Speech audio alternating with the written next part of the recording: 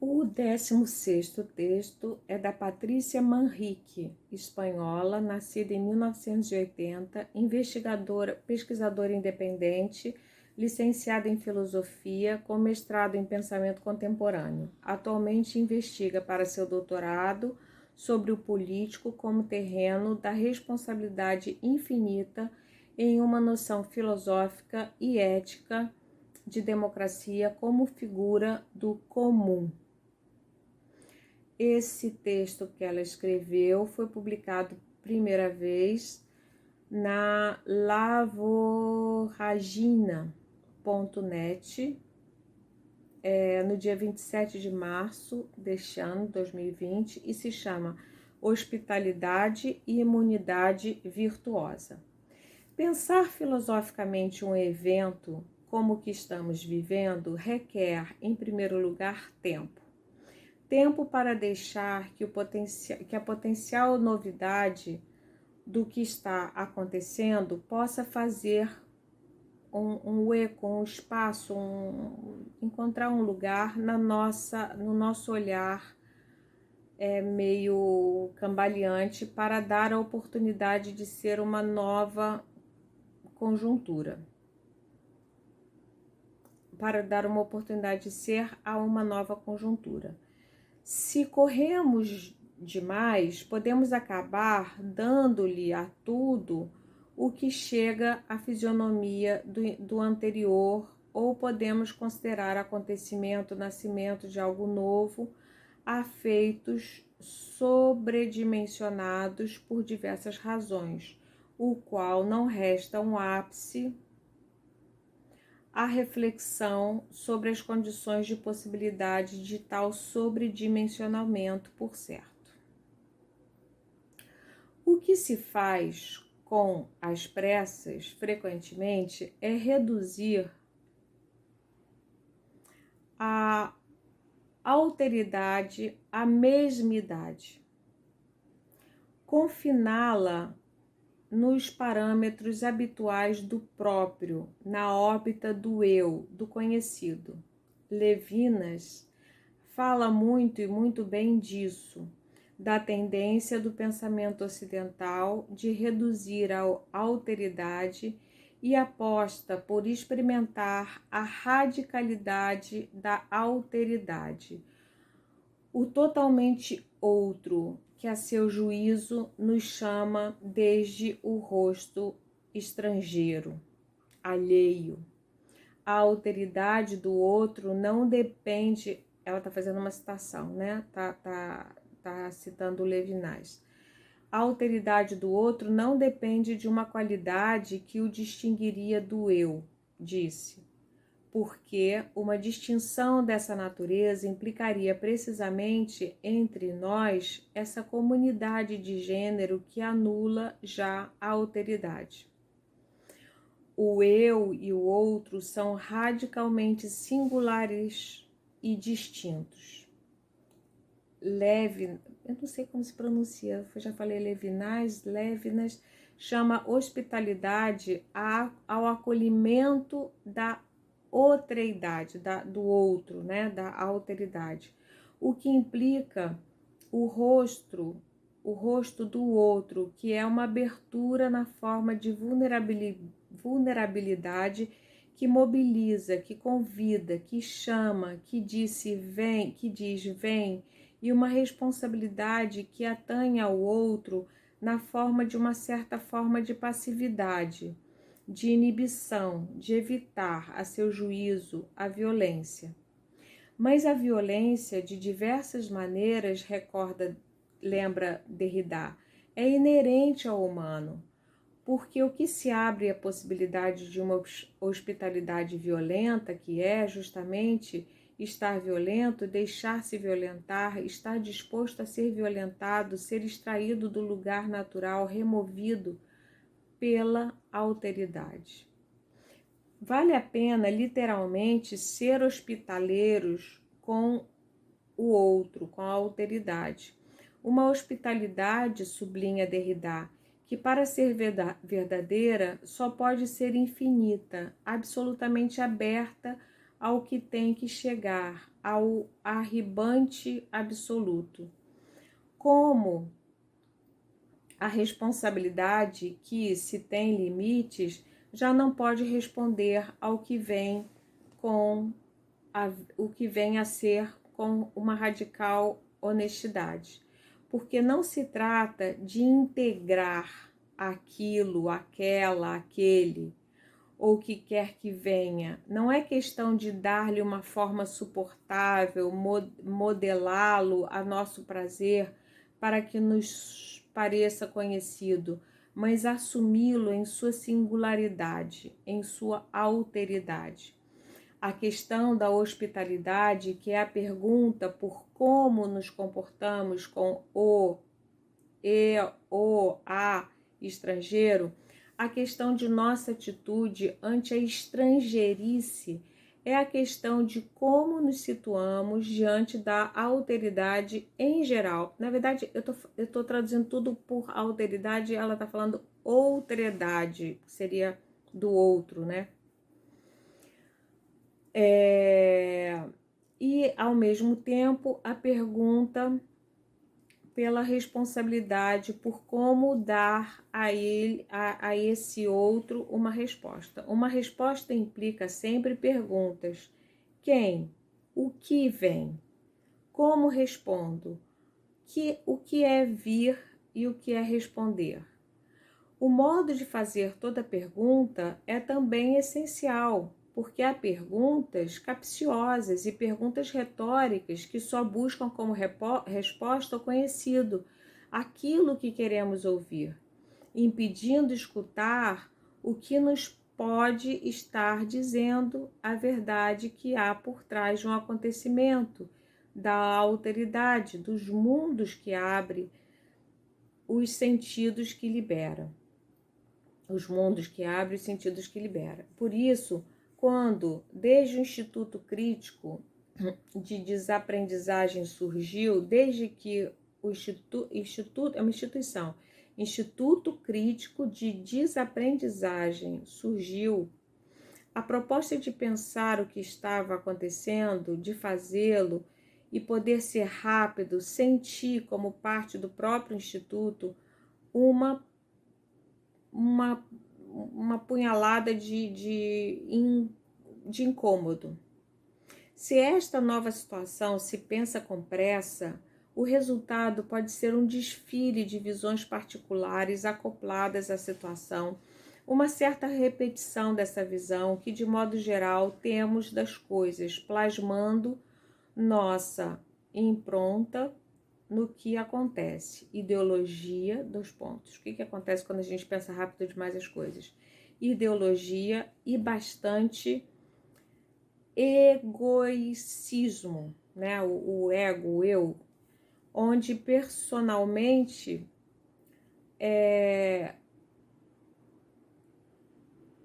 Agnello, também não sei o que é, autenticidade e escutar, tocar o sentido do que chega. Porque reduzir a mesmidade, tá? Ela tá chamando de mesmidade alguma coisa que é o contrário da alteridade. A alteridade é o outro na sua singularidade. E reduzir tudo ao meu próprio modo de vista. Porque reduzir a mesmidade não devia ser o papel da filosofia, ainda que a filosofia convém recordar, sempre para não violentá-la mais do necessário, não seja mais que um dizer entre outros dizeres. Quintin, Racioneiro Dixit. É uma citação.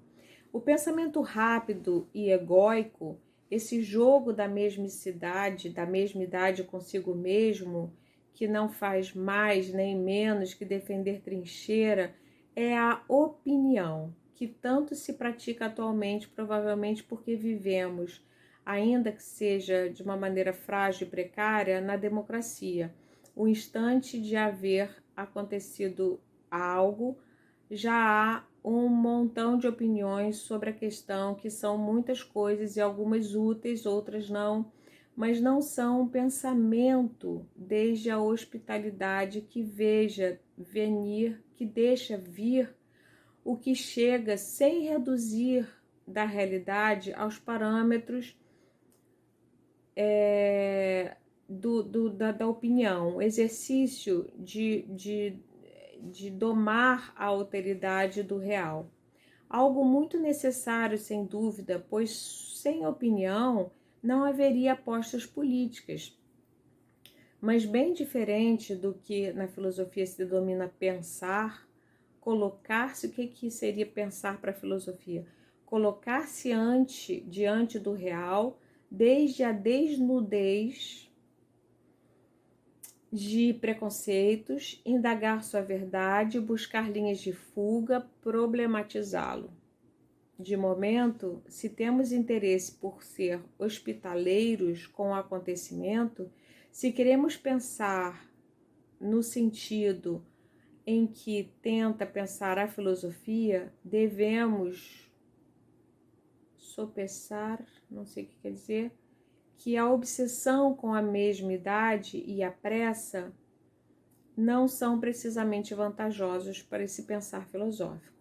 A pressa está ligada ao produtivismo, à obsessão por manter um ritmo produtivo que caracteriza o capitalismo, e não só o sistema econômico, mas também, sobretudo, as subjetividades modeladas para sustentá-lo.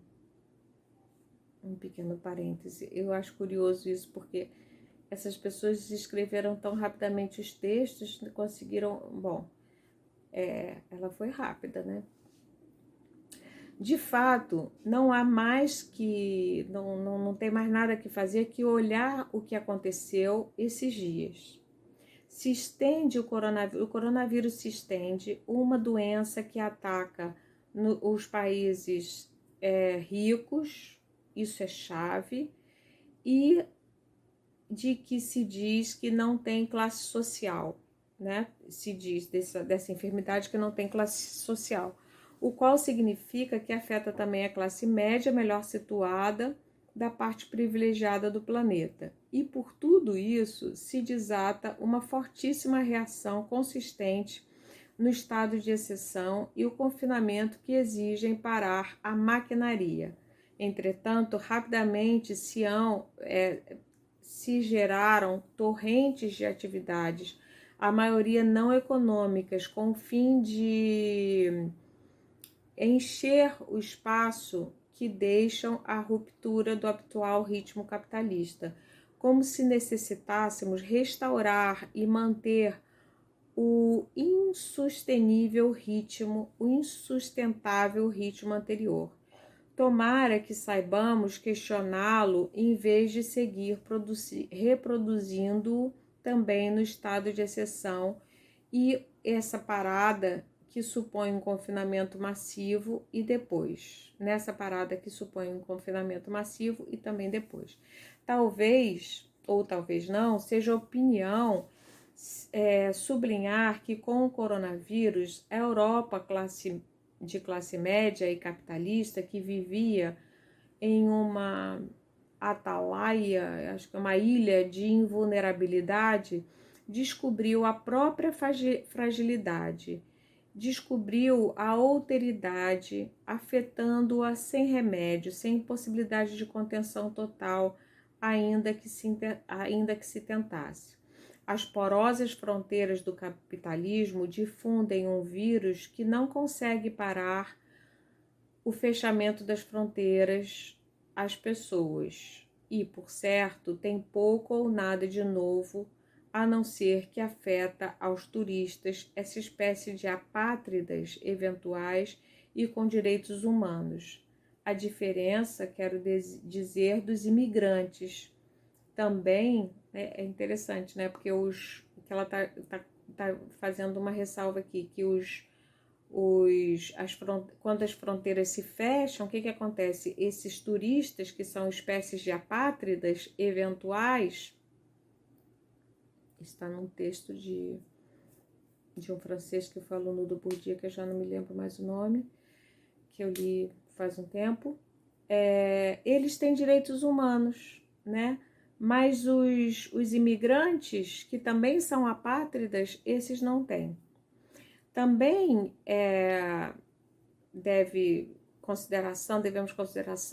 devemos prestar atenção, e será interessante ver até que ponto reconhecem isso os próprios neoliberais. A evidência clara de que a mão invisível do mercado, mais invisível que nunca, se demonstrou incapaz de sustentar a vida, levando a seus defensores ao clamor pelo comunitário estatal na saúde, inclusive na proteção social que rega os circuitos comerciais keynesianos de toda a vida, onde antes só os interessava o Estado como membro fantasma, garante de seus latrocínios especulativos para salvar bancos, capitalismo de amiguinhos e questões assim. Mas, passados uns dias, vamos vendo que a serpente neoliberal não está nada, mas nada hospitaleira com o acontecimento. Pouco mudou no seu umbigo.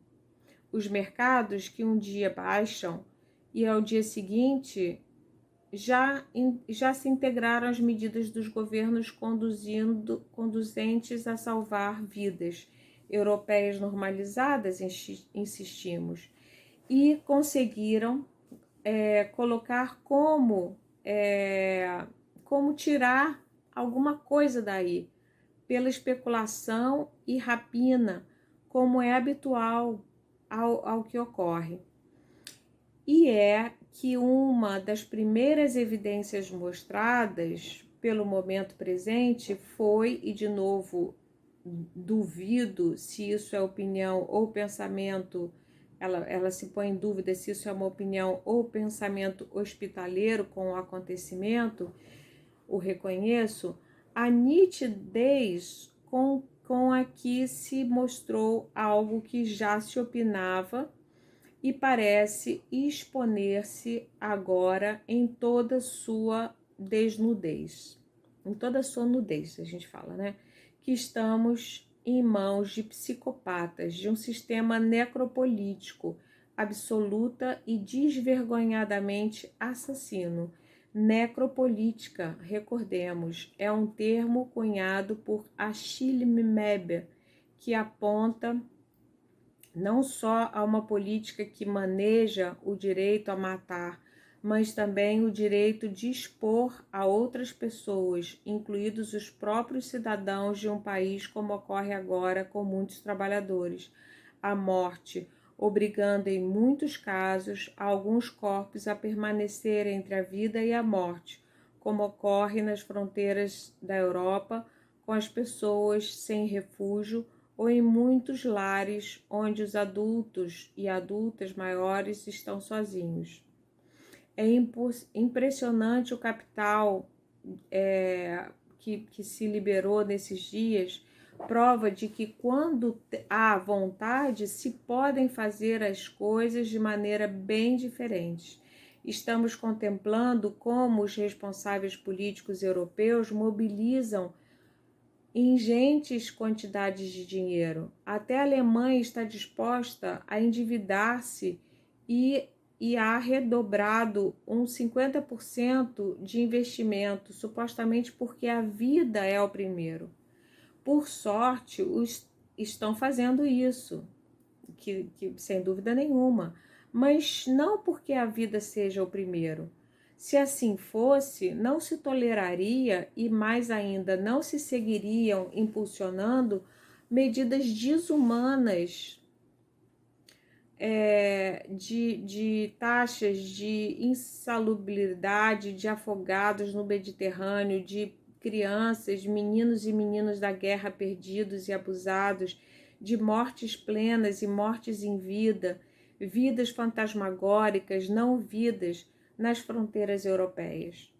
Se pusera realmente pela frente de tudo a vida, se pusesse realmente em primeiro lugar a vida, cortar pela raiz com essa vergonha teriam um custo significativamente inferior ao que vão ter para preservar a vida no caso da expansão do Covid-19 na Europa. Mas aqui está a chave, é que do que agora se trata é a vida europeia, a nossa, entre aspas, desse nós tão fechado e imunitário que chamamos Europa.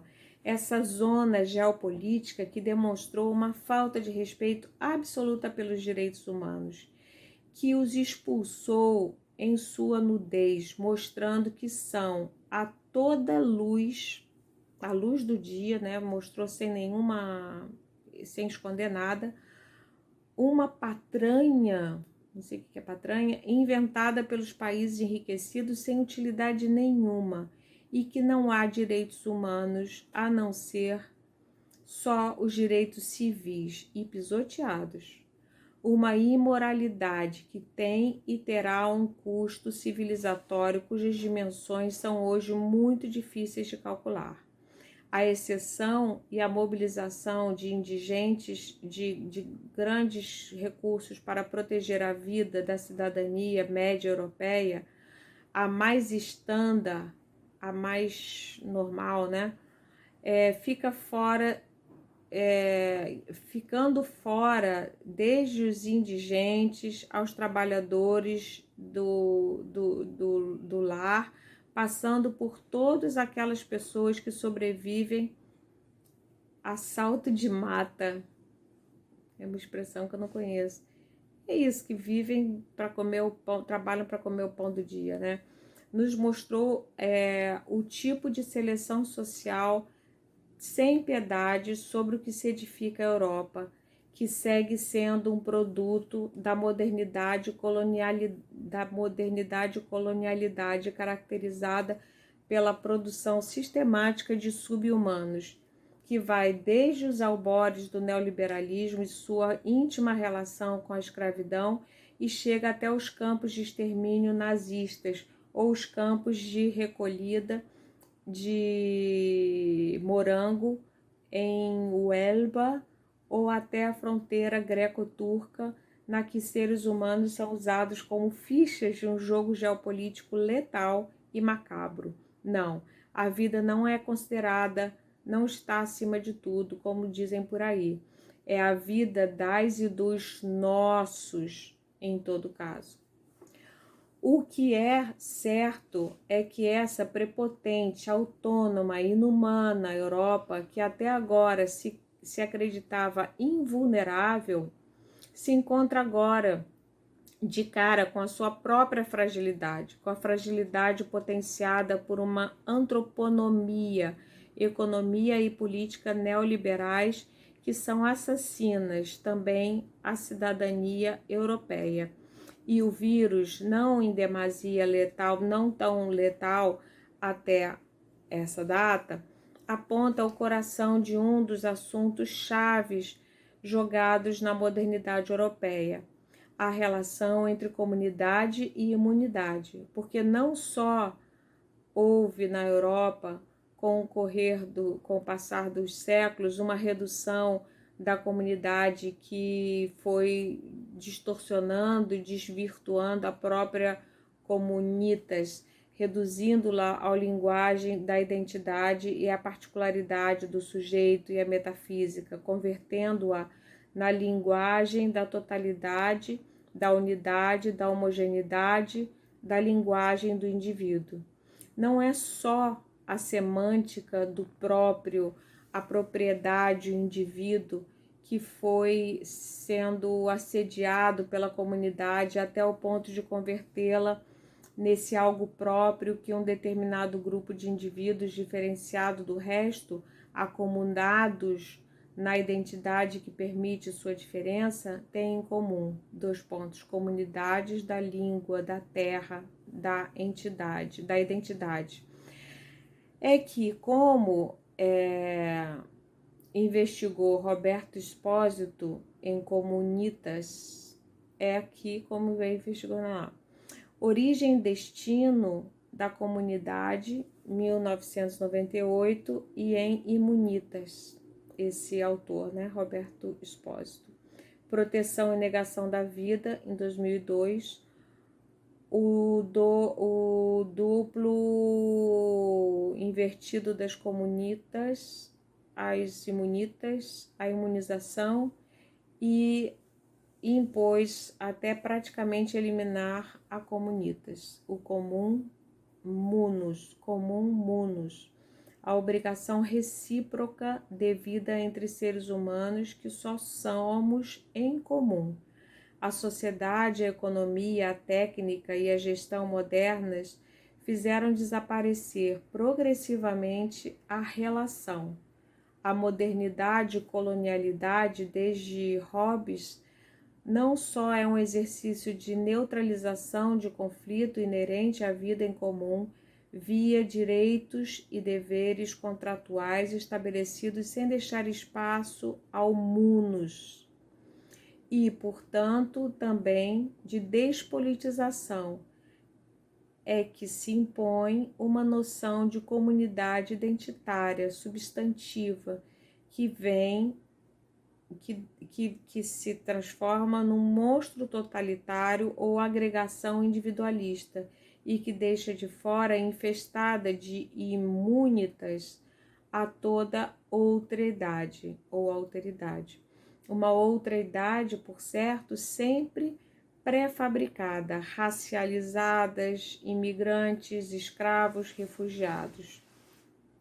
Tratando de responder ao risco implicado no munus, mediante o contraponto semântico do comunitas, que é imunitas, havia, dando-se conta de que viver em comunidade é viver exposta, é comprometer-se, estar comprometido, concernida, exposto, inclusive à morte que me pode dar ao outro. A imunidade se impõe como fuga da obrigação recíproca, da prestação mútua, da comunitas. Assim, se impõe a figura do imune, aquele que não é simplesmente distinto do comum, é seu contrário, sublinha Espósito, para quem os indivíduos modernos chegam a ser tais, isso é, absolutos, rodeados por uns limites precisos que os isolam e protegem só havendo-se libertado preventivamente da dívida que os vincula mutuamente. Isso foi uma citação desse autor. Do risco que supõe o munus, a obrigação recíproca para com o outro. Se liberam do intercâmbio, do contágio, da possível discussão com a vizinha, da relação mediante o contrato imunitário que dispensa dessa e aplaca a ameaça de expropriação e exposição de perigo para a identidade que implica sempre. Na imunitas, pois, então, nessa coisa da imunidade, porque vou fazer um parêntese aqui porque eu estou achando o texto difícil.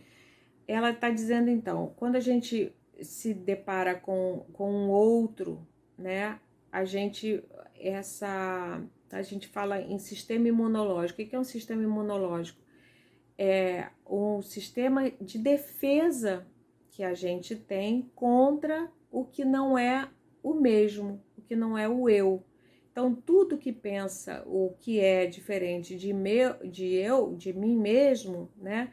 Eu preciso entrar com o imunitas, e ao contrário do comunitas, né? Então, você tem o fazer comum, receber com hospitalidade esse outro, ou criar imunidade ao outro, ou seja, se proteger contra o outro. A imunitas, então, na imunitas, então, um componente antissocial e anticomunitário, já que interrompe o circuito social de doação recíproca que aponta o comunitas. Simone Weil critica, por exemplo, a imunização jurídica, que coloca diante do sujeito e seus direitos, obviando a obrigação. A pessoa jurídica permite mudar o dado que eu tenho obrigações, os outros terão direitos. Por um dado que eu tenho direitos, os outros terão obrigações. Ai, desculpa. Por outra parte, ao contrário disso, vai de um sujeito impessoal, anônimo, que admite sua expropriação ante a presença da alteridade, que se compromete com a alteridade, o outro, que, ante tudo, parte de sua individualidade fechada, absoluta, preeminente, e lança a exigência ao outro de que essa seja reconhecida. E é que, desde a visão contractualista liberal, por em cima de tudo estão os direitos. O enfermeiro ou uma doutora em plena crise de coronavírus tem o direito de proteger-se e negar-se a trabalhar, preservar sua vida ante tudo. Entretanto, o que estamos vivendo é a todo o pessoal sanitário expondo-se, o pessoal da saúde, né? Assistindo a quem necessita, se encarregando desse munus, dessa obrigação para com a vulnerabilidade dos doentes e dos doentes. Essa crise, ao que parece, não poderia ou não poderá se solucionar se nós não aderirmos aos termos contratuais, se não fosse uma exposição ao outro, inclusive ao contágio de muitos e muitas. A esse respeito, podemos nos congratular de certo ressurgimento da sensação de comunidade, de reciprocidade, de obrigação mútua, não de pátria ou Estado, mas da consciência de sua importância que o vírus estimulou.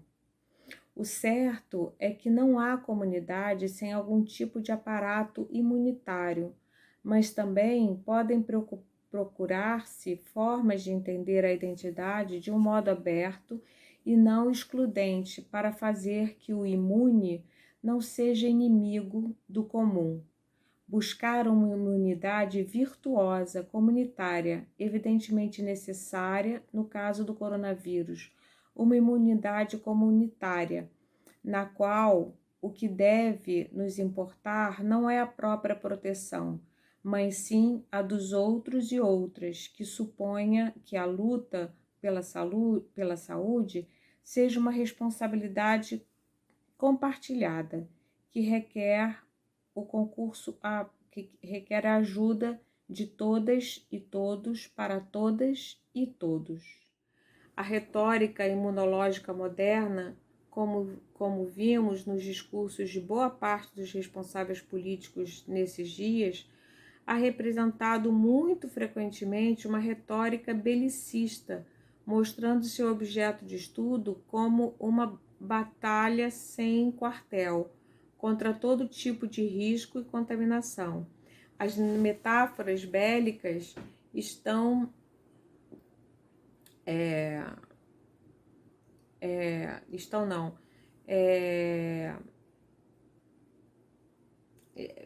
estão grávidas por norma, não é isso, não. As metáforas bélicas, as explicações não perdi essa parte, gente, desculpa. Se entende, em espanhol está escrito, las metáforas guerreras han preñado por norma las explicaciones de muchos inmunólogos. Ah, sim, desculpa, agora eu entendi. As metáforas guerreiras, acho que superaram de alguma forma as explicações de muitos cientistas, né, imunólogos. Se entende, mas se trata de um discurso obsoleto, sem demasiada utilidade e nada apropriado a essa situação. É, por outro lado, uma visão nada estranha numa sociedade que entende a relação entre o eu e o outro em termos de uma recíproca aniquilação, assim como a imunitas levada ao extremo destrói a comunitas. O antibiótico, paradigma desse tipo de colocação, funciona como uma bomba nuclear e acaba com tudo que encontra ao seu redor, ou no paroxismo do imposto autoaniquilador, temos as doenças autoimunes, que supõem que o sistema imunológico se volte contra si mesmo, provocando falhas críticas no organismo. Mas talvez fosse toda, fora tudo, além disso tudo, possa ser diferente, tudo isso poderia ser diferente se optássemos por uma linguagem imaginário que promovessem a imunidade comunitária, não a imunidade bélica. Outros tipos de análise contemporâneas tratam de escrever o corpo fora da semântica do próprio, do indivíduo, operando com noções de identidade abertas ao contágio e à mestiçagem, porosas, que apostam por outro tipo de imunidade que assume o risco sem ser temerária. Donna Haraway, por exemplo, que considera, abre aspas, que a doença é uma linguagem, o corpo é uma representação e a medicina é uma prática política, aponta expressamente ao, abre aspas de novo, potente e polimorfo objeto de fé, de conhecimento e de prática chamada sistema imunológico, que considera um mapa desenhado para servir de guia no reconhecimento e na confusão do eu e do outro na dialética da biopolítica ocidental, fecha aspas. Na imunologia, cristaliza um mito, laboratório e clínica, formando uma engenharia masculinizada ligada à exterminação nuclear, às aventuras espaciais e à alta tecnologia militar.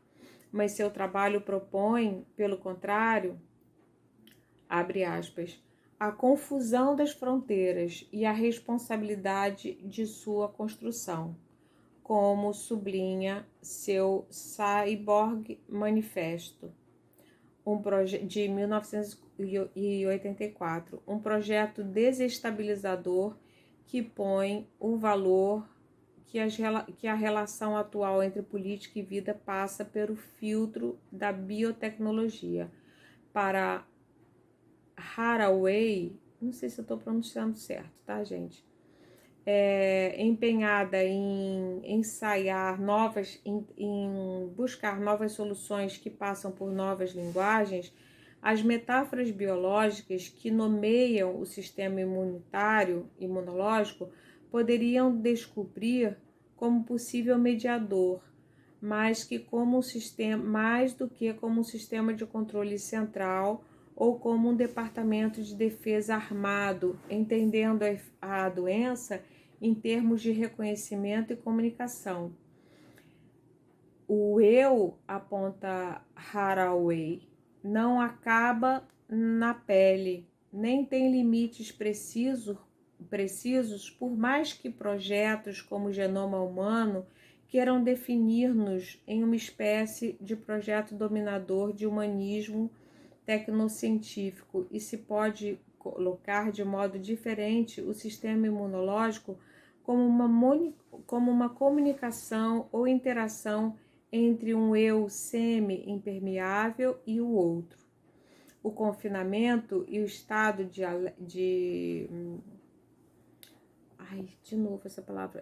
estado de alarma, não, estado de emergência que a gente fala, né?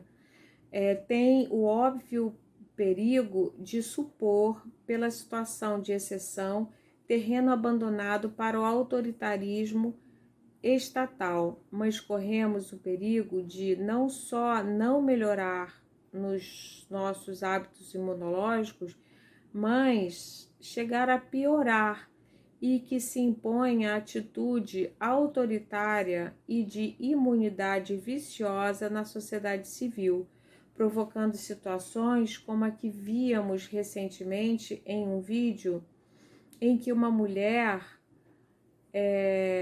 raleava a uns policiais enquanto estes reduziam a outra que pedia socorro.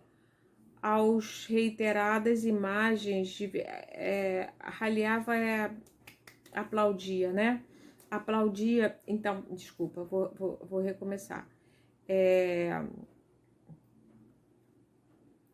O confinamento, o estado de emergência, tem o óbvio perigo de supor, pela situação de exceção, terreno abandonado para um terreno próspero, né, para o autoritarismo estatal, mas corremos o perigo de não só não melhorar nossos hábitos imunológicos, como piorar, e que se imponha a atitude autoritária e de imunidade viciosa da sociedade civil, provocando situações como as que víamos recentemente em um vídeo em que uma mulher aplaudia uns policiais enquanto esses reduziam a outra que pedia socorro, ou as reiteradas imagens de vizinhos increpando pedestres sem saber a quem obedecer seu estar na rua.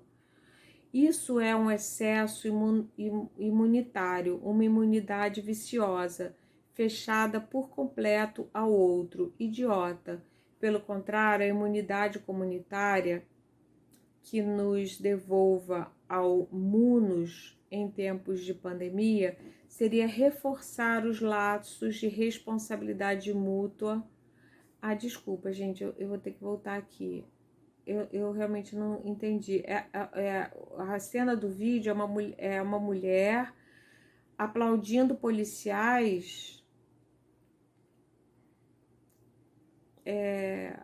imagens de vizinhos, acho que xingando, né, passantes que estavam na rua, assim, todos insistindo que tem que ficar em casa e sendo hostis com as pessoas que não querem ficar em casa. Então, ao contrário disso, a gente deveria volver ao munus em tempos de pandemia. Seria reforçar os laços de responsabilidade mútua, mais além dessa crise, e que seguido de uma posta em valor, posta em valor se fala, da saúde pública, que parece inevitável, mas só está em nossas mãos conseguir. Vai um reconhecimento de outros serviços públicos dizimados pelas políticas da austeridade neoliberais, cujo fracasso é agora tão patente, e, sobretudo, o papel de cada uma na convivência mediante uma remodelação radical de nossas subjetividades. A biopolítica, completamente visível agora, obrigada se sequer, implica e implicará constantemente decisões acerca de quem somos, de qual é a nossa identidade e quem formamos e quem de nós forma parte desse nós outros, desse nós que agora tem que se defender do vírus, mas tem que rechaçar a todo estranho, a todo outro. Em vez de negociar, em vez de pôr para frente uma imunidade comum, hospitaleira, com a alteridade, é fácil que se tenda a impor uma linguagem bélica das identidades fortaleza, mas também cabe ao coronavírus, ao Covid-19, que se vença com solidariedade entre singularidades, entre comunidades e entre nações, inclusive com transpasso de informação, com transmissão de informação e componentes, dado que, além de tudo, cabe esperar que sua aparição seja, daqui para frente, cíclica, em especial por sua aparente origem numa zoonose, uma passagem de doença entre animais e seres humanos, que se dá nos entornos com cada vez menos diversidade.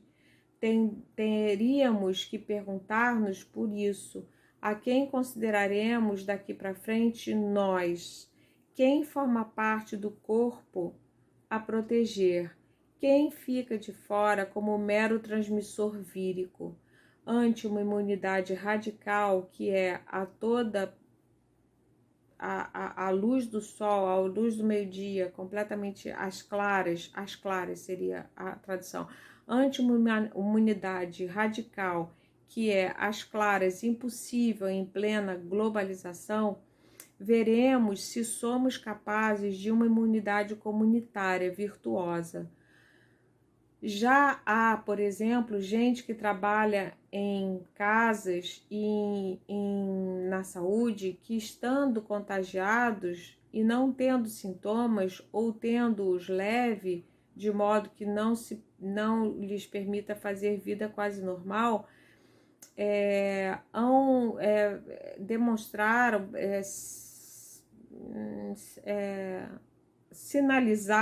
sinalizaram que preferiam continuar trabalhando com os doentes em lugares em que se podiam contagiar e sim, em troca, ajudar a muito para, de passagem, não contagiar seus familiares.